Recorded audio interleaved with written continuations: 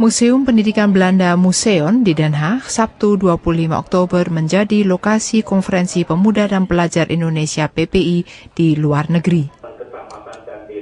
Radio Nederland Siaran Bahasa Indonesia menyelenggarakan telekonferensi bersama Radio Australia Siaran Indonesia, Deutsche Welle, Radio Cina Internasional, dan Radio Iran untuk turut menyemarakkan konferensi PPI tersebut. Konferensi PPI mengangkat tema revitalisasi semangat kebangsaan pemuda dan pelajar Indonesia, menggagas kebijakan pendidikan yang berperspektif kebangsaan. Menurut Ketua Panitia dan mantan Sekjen PPI, Christian Santoso, semangat kebangsaan memang harus direvitalisasi. Kita sebenarnya sudah punya satu visi, misi sebagai suatu negara dan bangsa Indonesia. Kita punya Sumpah Pemuda, kita sudah punya Undang-Undang Dasar. Tetapi dalam prakteknya masih sering kita lihat di mana masih ada beberapa lapisan masyarakat yang seolah-olah tidak berpikir sebagai suatu bangsa. Telekonferensi dibuka oleh Bapak Presiden Susilo Bambang Yudhoyono yang mengatakan bahwa Indonesia harus memiliki mental harus bisa. Indonesia harus bertekad untuk menjadi negara maju di abad 21 ini.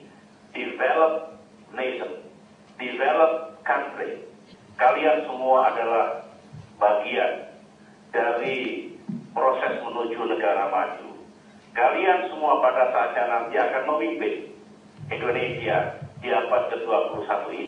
Saya ingin, kita semua ingin, bangsa Indonesia ingin, generasi muda bangsa, generasi Indonesia ke depan, termasuk kalian semua, haruslah memiliki mental yang tangguh.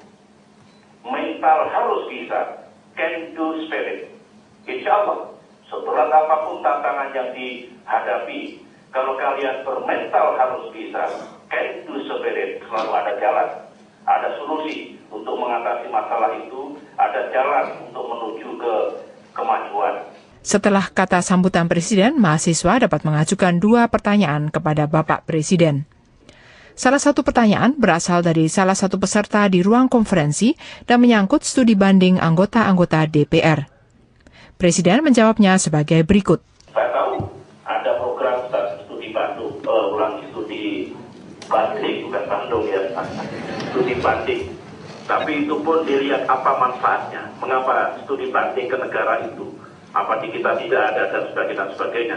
Saya setuju dan terus disuarakan, saya akan suarakan juga mengajak kepada seluruh jajaran lembaga negara untuk betul-betul melakukan efisiensi dan betul-betul kita keluar negeri itu untuk mengemban tugas bangsa dan negara dan pemerintahan yang sangat penting. Ya.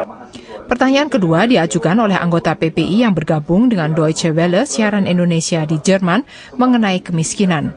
Jawaban Presiden, kita tentu mengurangi kemiskinan dan pengangguran dengan program yang konkret, dengan anggaran yang jelas, dengan sasaran yang juga tepat.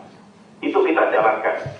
Sebagai contoh, tahun 2004, anggaran untuk pengurangan kemiskinan jumlahnya sekitar 19 triliun.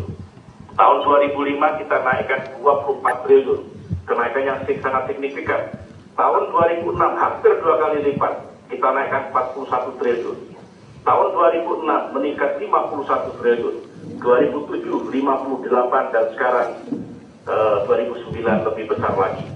Ini contoh konkret, anggarannya konkret, programnya konkret, klasternya konkret, mana yang bantuan langsung, mana yang kredit untuk usaha mikro kecil dan menengah, mana yang bantuan bersifat grant untuk pembangunan kecamatan dan desa, dan hasilnya kita lihat pengangguran menurun angkanya, kemiskinan menurun. Setelah tanya jawab dengan Presiden berakhir, acara dilanjutkan dengan warta berita yang kali ini sangat unik disampaikan oleh Duta Besar Indonesia untuk Kerajaan Belanda, Habibie.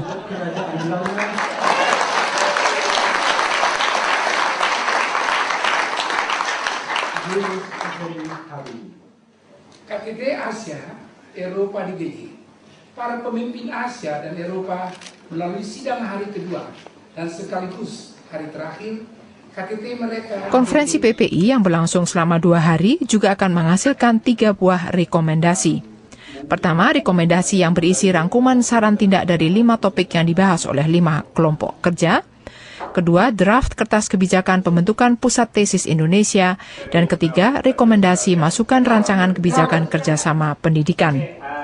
Novia Kolopaking yang juga hadir pada konferensi itu tak lupa menyumbang sebuah lagu.